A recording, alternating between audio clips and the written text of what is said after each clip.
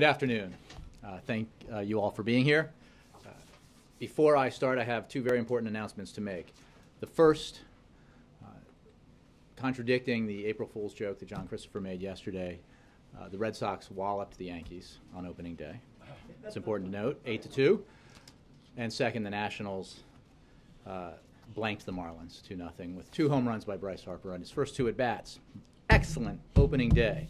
Second announcement is Monday travel. You probably have seen, but I want to reiterate that on Monday, April 8th, President Obama will travel to the University of Hartford, where he will continue asking the American people to join him in calling on Congress to pass common sense legislation to reduce gun violence. Additional details on the President's event at the University of Hartford will be forthcoming. With that, I will take your questions. Jim. Thanks, Jay. Wanted to start with North Korea. Yesterday you said that the U.S. has seen no large-scale mobilizations or reposition of forces in North Korea. Today, Pyongyang said it will restart its plutonium reactor and increase production of nuclear weapons material. And I wondered, does that give the President some pause? And are you reconsidering the view that this is a familiar pattern or simply belligerent rhetoric? I appreciate the question. The fact is that North Korea's announcement that it will reopen or restart its nuclear facilities at Yongbyon is another indication of its pattern of contradicting its own commitments and its pattern of violating its international obligations. As you know, that facility has been dormant as part of an agreement, which North Korea, at least with this announcement, seems to be willing to violate. And there is a path open to North Korea to achieve the security, international respect, and economic development that it seeks. But this is surely not the path. And as I said yesterday, it is our position and the position of a broad international alliance, if you will, that North Korea must abandon its pursuit of nuclear weapons and abide by all of its international commitments. We seek the complete, verifiable, and irreversible denuclearization through authentic and credible negotiations. The U.S. and our international partners have a shared goal of ensuring the denuclearization of the Korean Peninsula and a strong common interest in peace and stability in Southeast Asia. As I said yesterday, we are working very closely with our allies in the region. We are taking appropriate measures in response to the bellicose rhetoric and provocative actions out of North Korea. But it is, these actions and this rhetoric is in keeping with a pattern of behavior by the regime in Pyongyang. Jay, at the UN today, Ban Ki-moon seemed a little more alarmed, saying the current crisis has gone too far. He said North Korea is, quote, on a collision course with the international community and that international negotiations are urgently needed. Does the President agree? Well, the President has expressed his concern about the actions and behavior of the regime in North Korea. And we have worked with our allies most recognizably at the United Nations Security Council when a resolution was passed unanimously with China and Russia condemning North Korean behavior in this arena. And we will continue to do that. And the steps we take together with our partners put more pressure on North Korea, further isolate North Korea, make it clear to the regime there that there is no benefit to the North Korean people to the path that they are taking. Meanwhile, we obviously take the steps necessary to ensure the capacity to assist our allies and defend the United States. On the trip to Hartford, coming after the trip to Denver tomorrow, is this a recognition by the President that he faces some real obstacles in Congress on anti-gun legislation or gun violence legislation, even on the background checks that seem to have some movement before? The President has always said, we have always said that this would be hard. If that weren't the case, it would have been done before. If it were simple to pass measures through Congress that are very common sense but would reduce gun violence in America, those measures would have passed already. And the President has always recognized that this is something that would be a challenge, but that in the wake of the horrific shootings at Newtown was an obligation of all of us to work on and to try to get done. We remain engaged in conversations with the Senate and those senators who are interested in forging a bipartisan compromise on measures to reduce gun violence.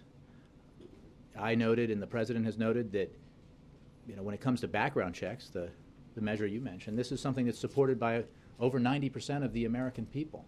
When you ask an average American whether or not it makes sense to require a background check if you're going to purchase a weapon, overwhelmingly, 90% plus, they say, of course it makes sense. And most of them say, or many of them say, they just assume that system already exists. And that's an important point to make, too, here, is that the system does exist. The goal of those like the President who are trying to improve the system is to close loopholes within it that make it imperfect, that allow those who should not obtain weapons to obtain them. And this is something we're working on very closely with members of both parties. And that's why the President is going to Denver. That's why the President is going to Hartford. That's why the Vice President has held so many events and meetings and conversations. And you can assume safely that lots of conversations take place between the administration and both staff and lawmakers on Capitol Hill on this issue, and we're going to continue to press forward. It's very important. It's essential that to the memory of the victims of Newtown, that all of these measures get a vote, that they are not filibustered, and it is essential that action be taken, as the President said so passionately last week. Back on North Korea, when you say working with our allies, what exactly does that mean? Well, we are in close contact, have been and continue to be with our allies in Seoul and Tokyo to coordinate on this issue. And we are regularly reaching out to Beijing and Moscow to encourage them to do more to restrain the North Koreans. And as I noted moments ago, that we have seen cooperation from all the members of the Security Council, as well as obviously our allies in the region, on this issue. And that is very helpful when it comes to putting the necessary pressure on North Korea. This is part of a pattern of behavior that we've seen out of North Korea. It was North Korea acquired a nuclear weapon and tested it under the previous administration, and we have seen, consistent behavior that is counterproductive, to say the least, to a goal that one assumes North Korea's leaders aspire to, which is an improvement of the lot of the North Korean people and an end to the isolation of their country within the international community. So, the President is being regularly updated on this and briefed on this. The entire national security team is obviously focused on this, as you would expect. But I think it's important to note that, as I said yesterday, the rhetoric has not been backed up by action, and there is a pattern here, a pattern that is familiar. What are the Chinese and Russians not doing that they should be, that would be more helpful? Well, I think it's not a mystery to anyone that China has influence on North Korea, or potentially has influence on North Korea, and we have in the past, and we are now, urged China to use that influence to try to affect North Korean behavior. That is also true of our interactions with the Russians. This is a broad diplomatic effort that includes coordination with our allies in Japan and the Republic of Korea, as well as with China and Russia and others. So we're going to keep up that effort.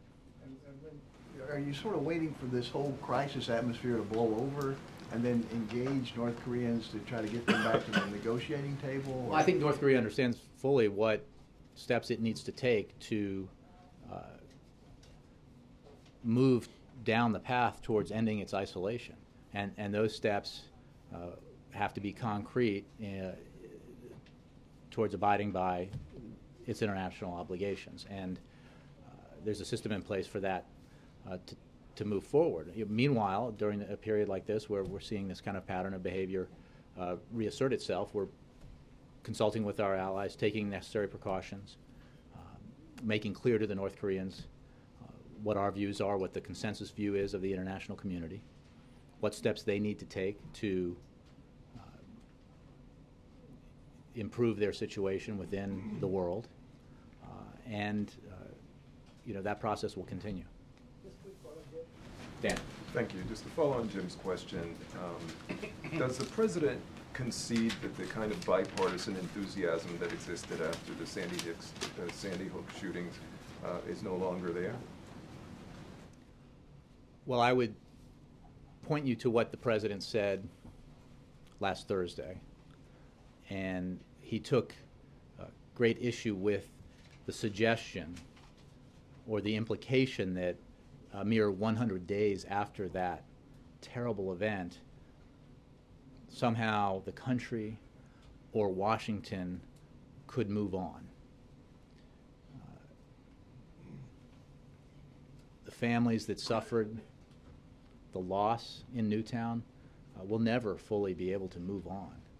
And those of us across the country who were horrified, and as I think everyone in the country was, by what happened in Newtown, will never forget that day or the days after. And it's a reminder constantly of why we need to act. As the President said way back in the wake of Newtown, if we can take some common sense measures that would save one life, one child's life, we ought to do it.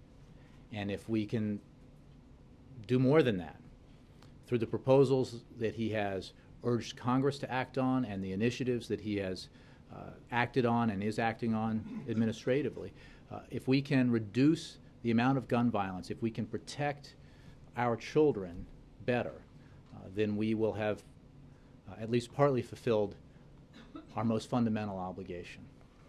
And I think he believes that that passion, that urgency still exists around the country, and it still exists, if not in full, then in part in Washington. And that is why he is continuing to make the case, and why he will make the case in Denver and will make the case in Connecticut. It is why we are engaging with Congress on this very important matter. And I would just note that this process continues to move forward.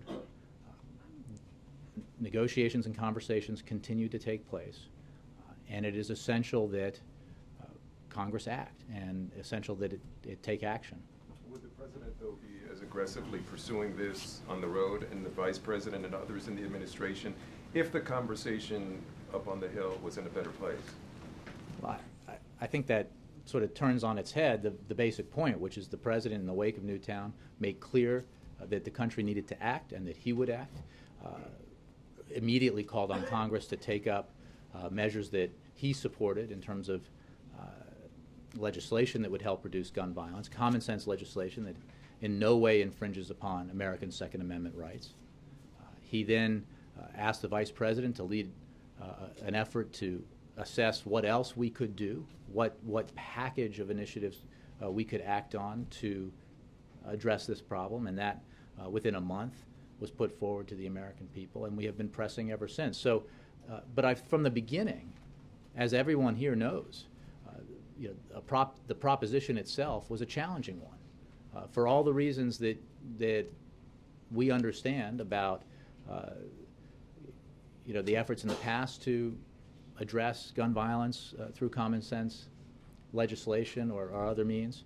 This is not easy stuff, and the President has been clear about that from the beginning. But that is not an excuse not to do everything you can to make it happen. On another subject, former Secretary of State Clinton will be stepping out to make a public speech this evening, and I'm wondering if the President's paying any attention to this at all, and does he continue to get any foreign policy advice from her? Well, I have no private conversations to read out to you with Secretary Clinton or anyone else, but You know how the President feels about Secretary Clinton, about her remarkable service in this administration in his first term. And I'm sure, I think you're referring to the Vital Voices event, and I'm sure he wishes her well tonight and going forward. Vice President, yes. Jay, does the president think he can change votes in Congress by going out to the country and making this appeal on guns? John, I don't think it's an issue of changing votes. It's a matter of what we've always said, which is that these are all of these issues that we are addressing here in Washington have a direct impact on the lives of average Americans, and they have a stake in what we do here.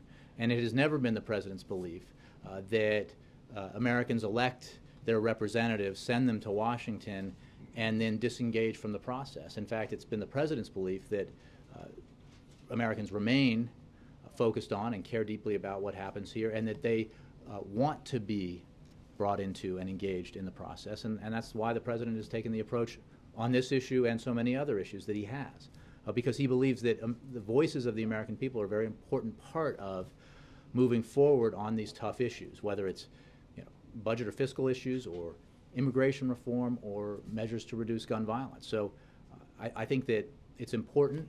It's an important part of the process that those of us who are here in Washington working on these issues are constantly reminded of the Americans out there in the country who care about what happens here and hold us accountable, and hold especially their elected leaders accountable for what they do and how they vote and how they respond to national tragedies like the tragedy that occurred in Newtown, Connecticut.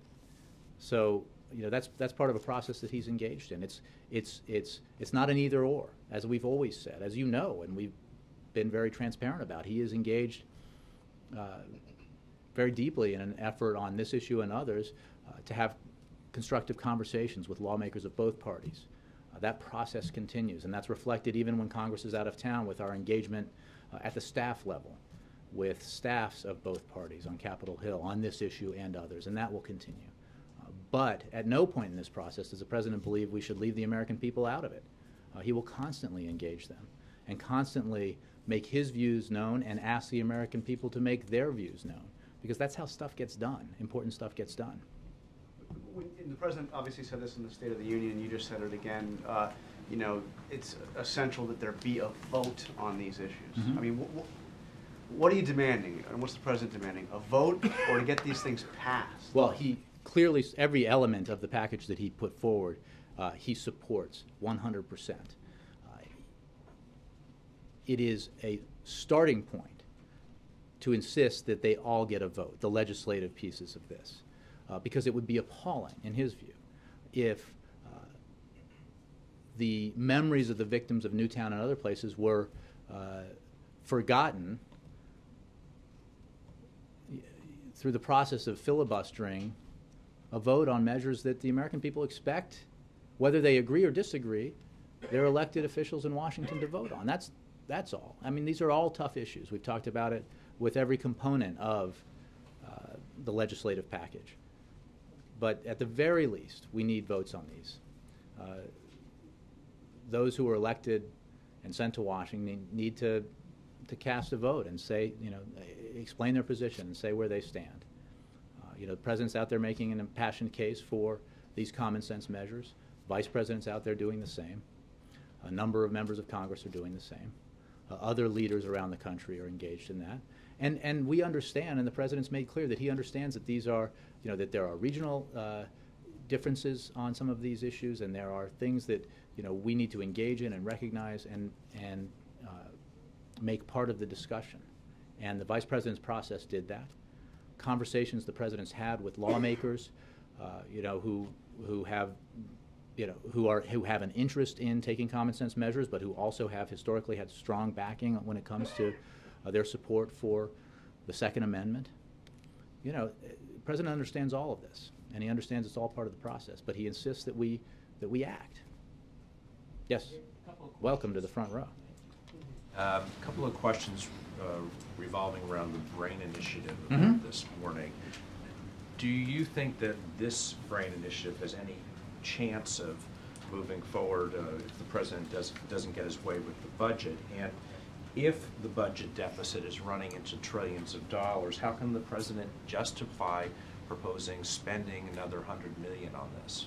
Well, first of all, everything that the president is proposing will be paid for and will be in keeping with the caps set by the Budget Control Act. That's number one. Number two, there has historically been, and there seems to be today, bipartisan interest in this kind of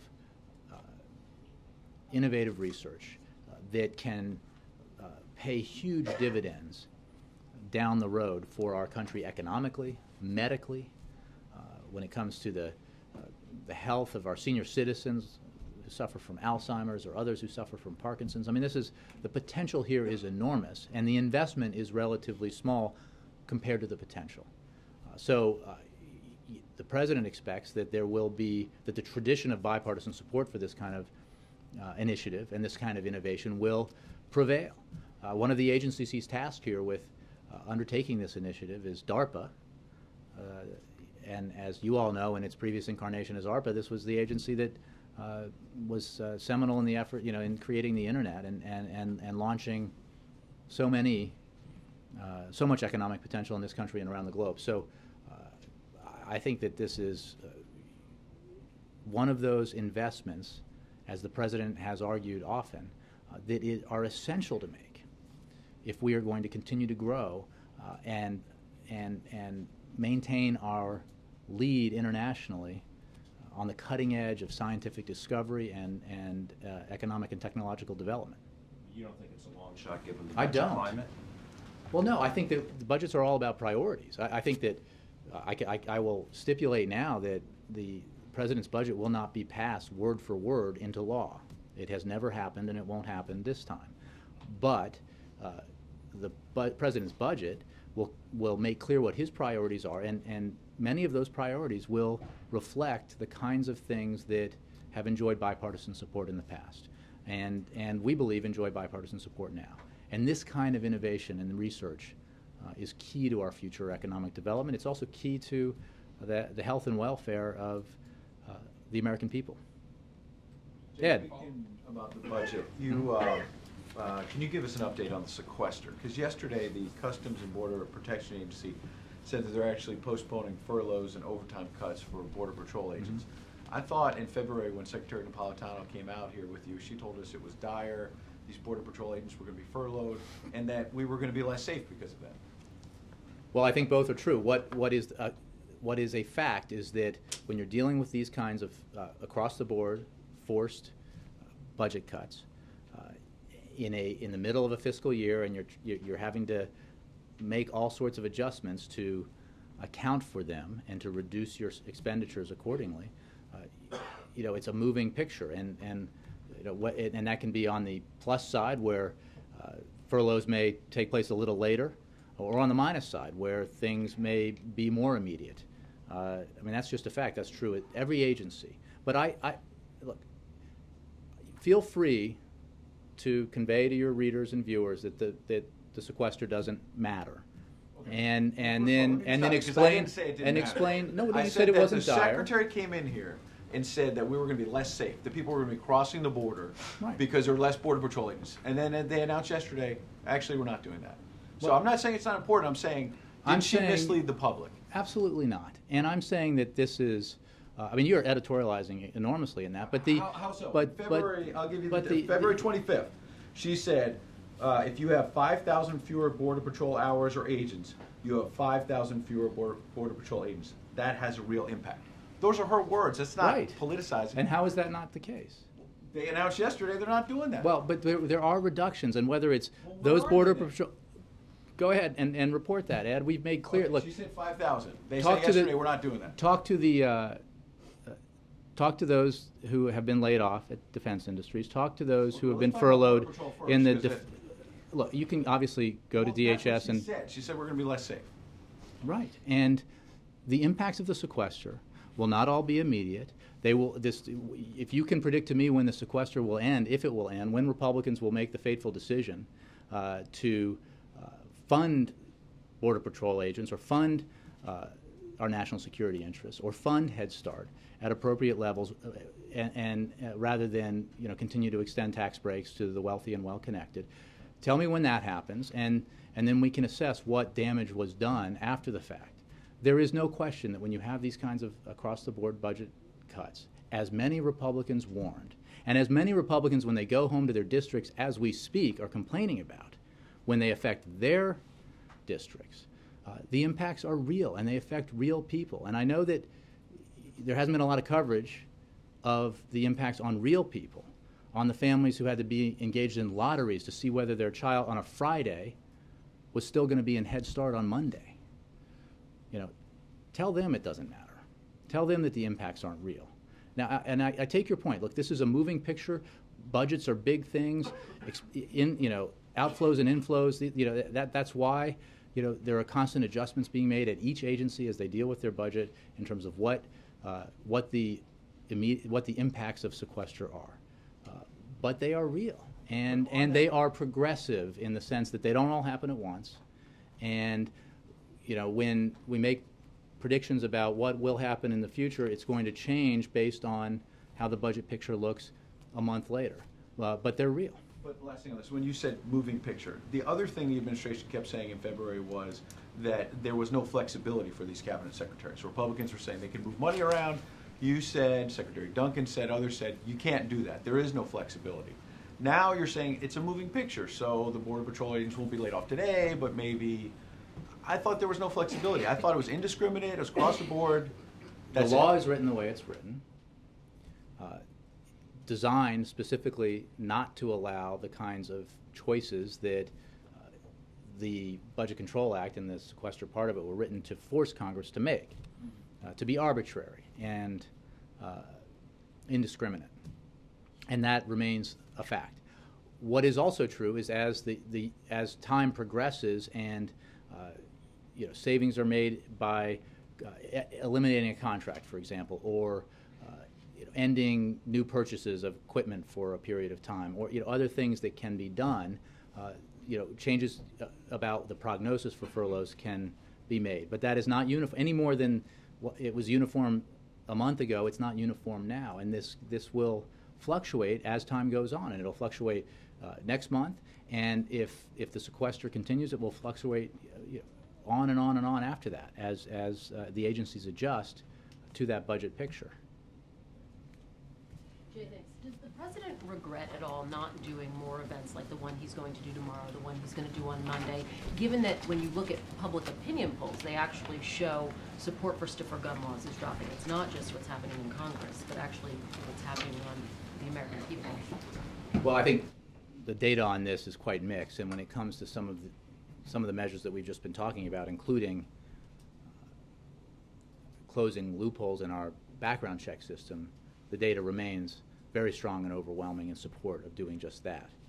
And the president has been doing events, has been talking about gun violence. I think the most memorable moment I can recall from a State of the Union address in all the time I've been in Washington occurred at the end of the president's State of the Union address this year. But I mean going on the road, talking to people like he's going to be doing tomorrow and on Monday. Right. Well, I have a list here that I can provide you of everything the president and the vice president have done, and it's quite extensive, and the dates are December 16th, December 19th, January 19th, January 16th, January 25th, January 28th, February 4th, February 11th, February 12th, February 15th, 19th, 20th, 21st, 27th. These are all presidential and vice presidential engagements or events regarding this very important issue. So the fact that it's a challenge is something that was recognized at the outset by everyone, including this president, including the vice president. The fact that it would require concerted and consistent effort was recognized by the president and is embodied by, is reflected in the actions that he's taken ever since Newtown happened. So that tomorrow's event, Monday's event, that's part of this process. Last week's event is part of this process. Jay, on North Korea, one foreign policy expert said to me that Kim Jong-il seemed to know where the line was and that Kim Jong-un doesn't. Does the president share that assessment, and does he therefore see this current leader as being more dangerous and less predictable than his father? I would say that we are judging the regime by its actions, and mostly its actions, but also by its rhetoric. And those are the assessments we make, and it's not personality based. The fact is that the pattern we have seen of bellicose rhetoric and provocative behavior long predates the current leader of North Korea. And as veterans of previous administrations can tell you. So, assessments about the current leader are obviously things that outside experts make and inside experts make. But we, as a policy matter, we base our policy decisions on overall actions and behavior by the regime. Yes, sir. Yeah, on the BRAIN initiative that the president outlined today, you described the $100 million as this small initial investment. I think I said a small investment compared to the potential benefit. A lot of experts say it's going to take years and billions of dollars. The president himself compared it to the Apollo program, which cost hundreds of billions of dollars. How many years, how much money do you think ultimately it will take to sort of achieve what you guys envision? Well, I think that the scientific experts are best at predicting, how soon breakthroughs will occur, and even they, I think, as history proves, are not likely to be dead on, spot on in their predictions. It's impossible to know. That's what makes this essential and exciting, because the potential is huge, but it requires investments that allow for the necessary innovation and research that can bring us to that threshold. So, the president believes this is the kind of thing that we ought to be doing. It is the kind of thing that Republicans and Democrats have supported in the past as part of our economic development. And he's very enthusiastic about the prospect for discovery and innovation in this field, as are so many experts in the field. So you said the $100 million was small relative to the potential. Do you agree just small relative to the overall costs involved in this initiative? Yeah, I don't have a projection to lay out to you based on what revelations might come from early stages of research and innovation and development. What I can tell you is when we talked about budget priorities, and we talked about the fact that the president's budget will, the initiatives that are in it will be paid for, and that it has always been his position, whether it's investing in infrastructure or in medical research, that there are things that we need to do investment-wise, even as we trim our budgets and reduce our deficits, that are essential to future economic growth, and this is one of them. Roger. Jay, the UN today passed a treaty regulating world commerce and arms trading. The Senate last month opposed a symbolic treaty along the same lines, suggesting it's going to be an uphill battle to get it through for ratification. How are you going to get it through? Well, I think that I can say two things. One, we are pleased with the outcome of the conference, and the text achieves the objectives that we set out for this negotiation. And we are pleased to join the consensus. On the, as is the case with all treaties of this nature, we will follow normal procedures to conduct a thorough review of the treaty text to determine whether to sign the treaty. And what that timeline is, I cannot predict to you now, and we are just beginning the review process. So I wouldn't want to speculate about when that process will end. But we're certainly encouraged by and pleased by the outcome. Do you have any idea how you're going to get it through the Senate? Again, I think before we get to that, we're going to review the treaty and assess it, and then make judgments accordingly. Mara. I just have a question about background checks. You pointed out that many polls above 90%. You have Michael Bloomberg spending a lot of money on this. Organizing for America has made it kind of their maiden grassroots effort, and the president's been out doing all these events that you cited. So what is your theory of the case as to why this seems to be losing steam in Congress? Well, I would at least in part suggest that the process continues, and I'm not sure that I would agree with assessment that it's losing steam. I think it has always been challenging. I think that predictions that any element of this legislative package would be easily passed were incorrect and probably naive if and when they were made, whether it's this particular aspect of it or any other aspect of it. This has all traditionally been difficult. I would note that I would send you to members of Congress to explain their position on these issues. If they're in opposition, why they're in opposition, why they're in opposition to a proposition that has 90% support from the American people and that enjoys support in every region of the country, and from Republicans and Democrats and independents. Having said that, there are obviously challenges and have traditionally been challenges to moving this kind of legislation. I would note that on the background check issue, a number of Republicans are on the record supporting the idea of closing loopholes in background checks. A number of them voted for improving our background check system in the late 1990s. I think there's a reason for that, and it's important to explain to readers and viewers and listeners, and that is that background checks are the quintessence of a common sense approach to how to address this problem. I think most Americans believe it makes absolute sense to check the criminal record of someone before they are allowed to purchase a gun, because they're not allowed to have one otherwise. So we're simply saying let's enforce the law through an effective background check system to keep weapons away from those who should not by law have them. That's why gun trafficking measures are so important as well. So,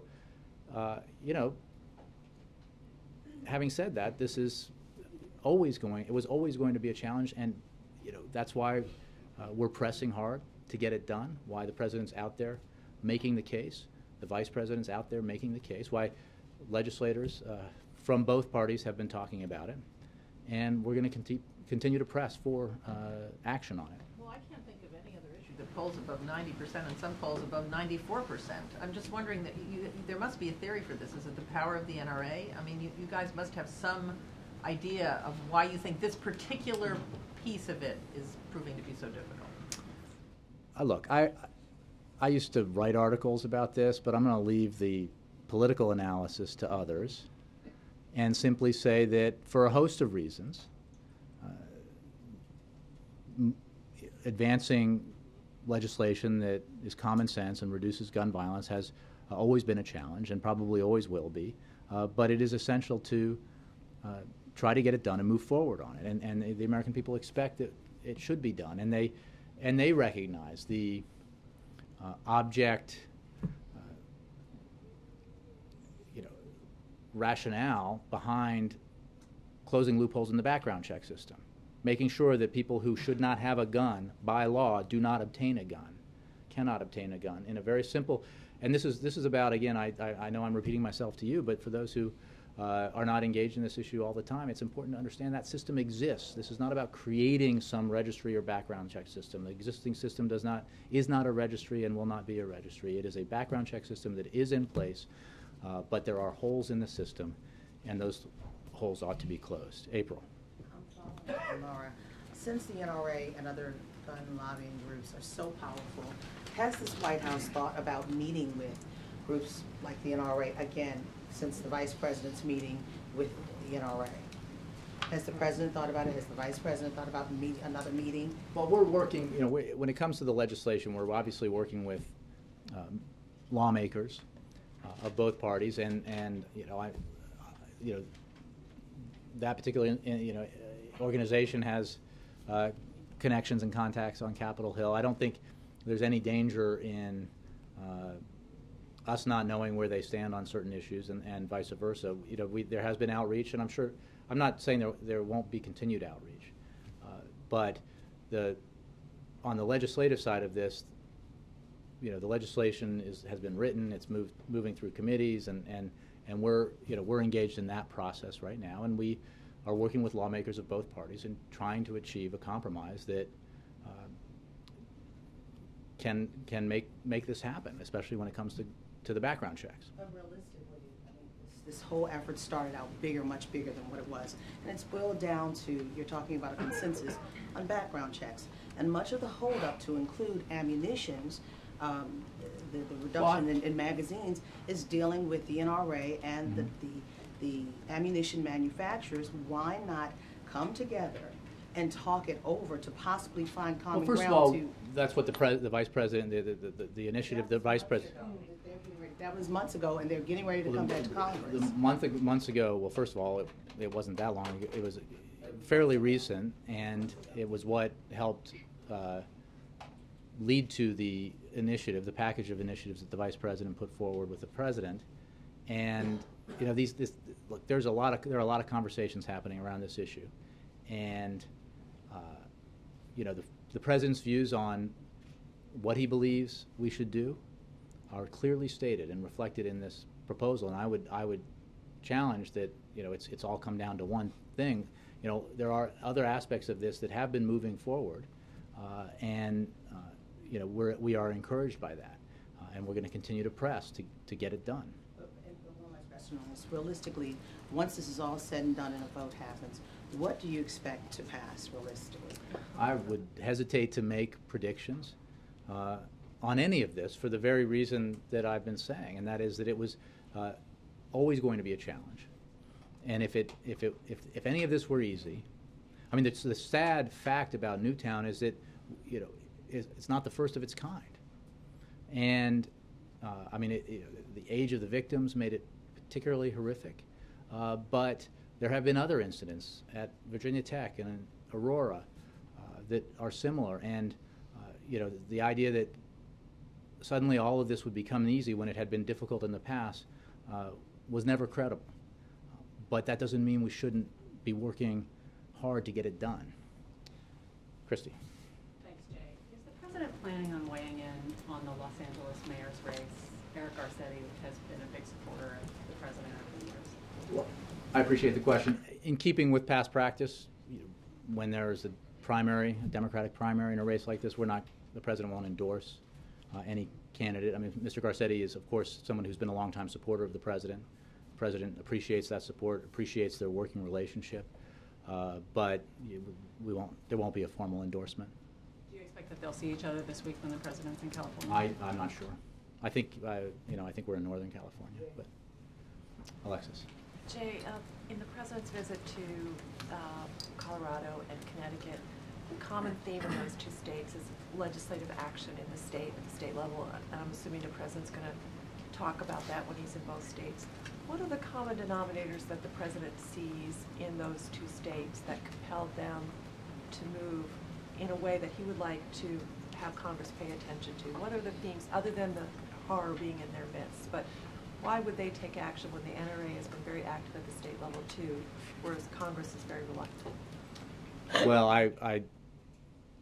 I might look to state experts to make that analysis. I think that you're right that action has been taken in both states, and I think a thing that connects them terribly is the tragedies that occurred recently in those states.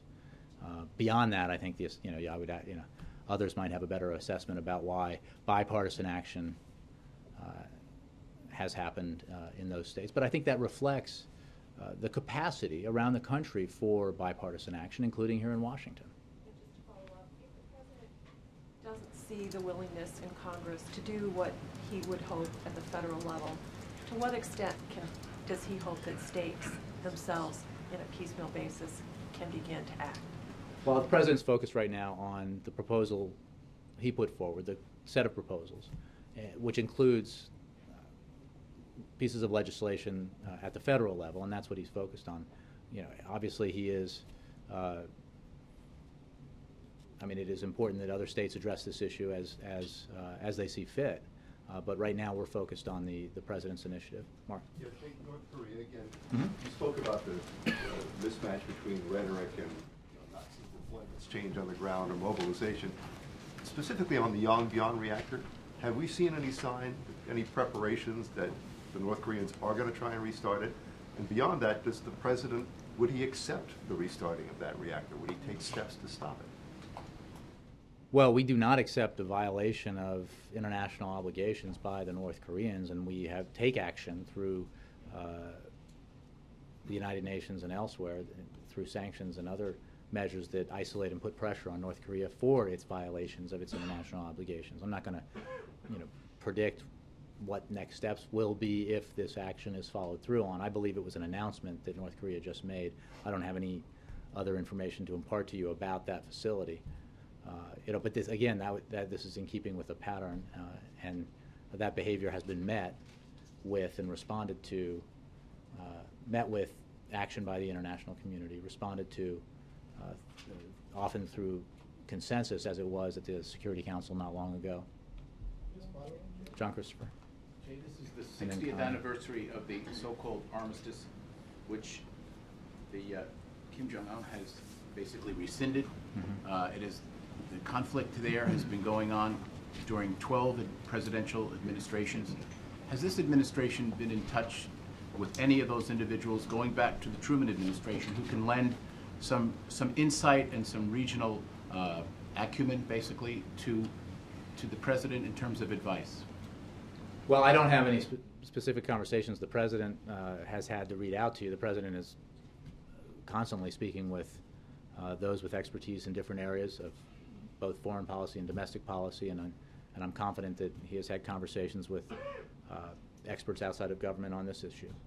But I have no specific ones to read out to you. It is certainly the case that this is,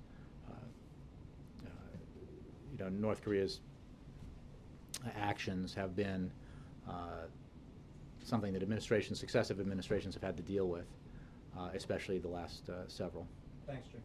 Last one, Ann. I'm sorry, I did say Connie. Yeah. On the brain research, and thank you very much. Just some follow-ups.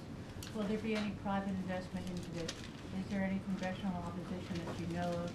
And would you please announce when there are clinical trials so that people who need them can try to get? Well, I don't think it will be for the White House to announce clinical trials. I would point you to those who are overseeing the initiative at the agencies the president mentioned today. I'm going to go out on a limb and suggest that there might be some congressional opposition. I said earlier that there has been indication that there is bipartisan support for this kind of initiative, this specific initiative, but I can't predict where that will end up. What I do know is that this is something that does not have a political or partisan flavor to it. This is the kind of potentially breakthrough research that results in enormous advances in the health of the American people, as well as enormous economic advances potentially. So it's the kind of thing that we have done in the past successfully, and we should continue to do. That's what the president believes. Thanks.